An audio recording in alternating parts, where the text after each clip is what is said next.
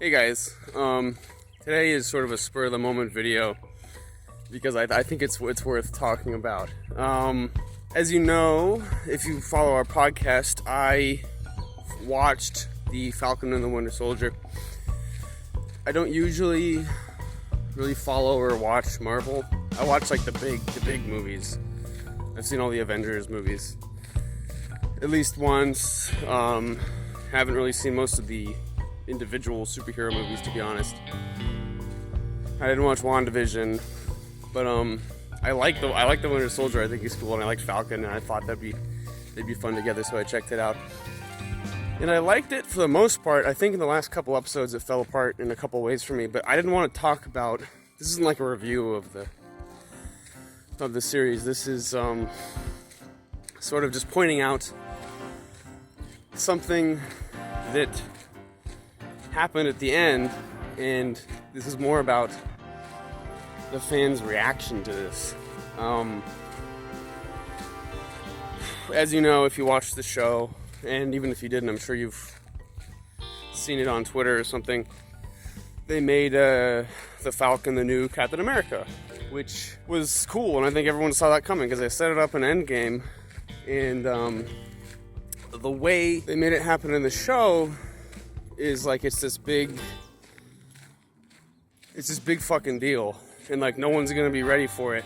It's like the vast majority of Americans are racists, and the heroes are sort of fearing that the world isn't going to take it well. And by extension, the fans championed the Falcon guy becoming the new Captain America, as if that is the actual way in which America is. I've seen a bunch of, even like IGN and all these big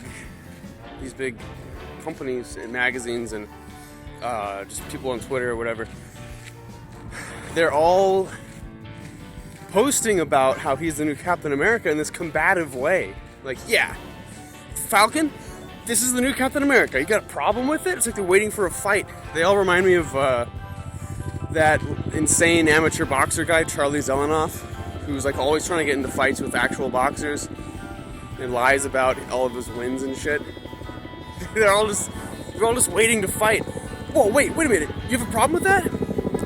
And it's like, first of all, I'll reiterate, they set it up directly in Endgame. I mean, Steve Rogers gives the Falcon guy the shield, and he's like, I want you to take this. And the Falcon's like, all bashful. He's like, oh, for real?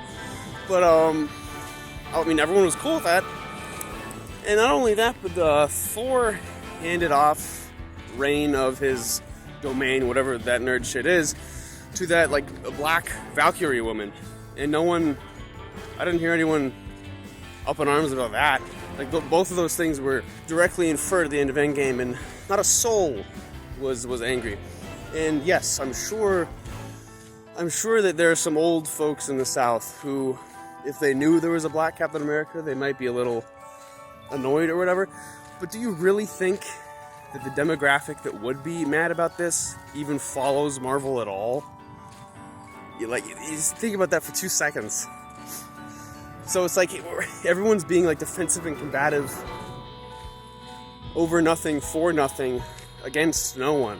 And it's just really funny to see. It's like a fighter without an opponent, and it just looks stupid. I mean, I was waiting for the Falcon to be Captain America, and I assumed that was going to happen earlier on in the series. That's what I was sort of looking forward to. So when they presented it in this way, where it's like, oh, maybe it shouldn't happen, people are going to hate it, I was like, what are you talking about? It's like do it. I wanted to see it. I didn't think there was going to be this whole fucking thing. The one guy who, if they wanted to, like, dive into that theme of, maybe it would be questionable to have a black guy as the image of America, then they should have dived deeper into Isaiah's story. Isaiah was a hero. He was a Captain America in, I think, the late 90s or the early 2000s. It was a series called Red, Blue, and Black or something like that. It was like red, white, and blue, but instead of white, it was black. And it was all about Isaiah.